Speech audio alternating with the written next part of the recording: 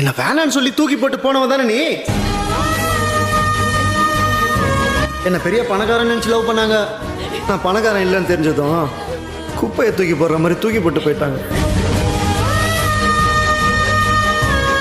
நான் எவ்வளவா சொன்னேன் ப்ரோ மேடம் கிட்ட, நீங்கள் நினைக்கிற மாதிரிலாம் நான் உங்களை வச்சுக்கிறேன், நான் உங்களை நல்லா பார்த்துக்கிறேன்னு கெஞ்சினேன்.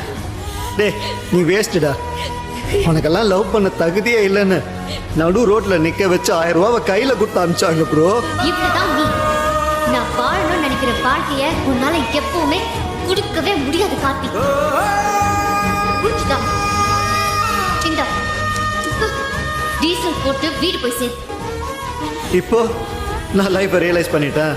லவ்னா என்னன்னு புரிஞ்சிருச்சு. என்னை ஏற்றுக்கோன்றாங்க.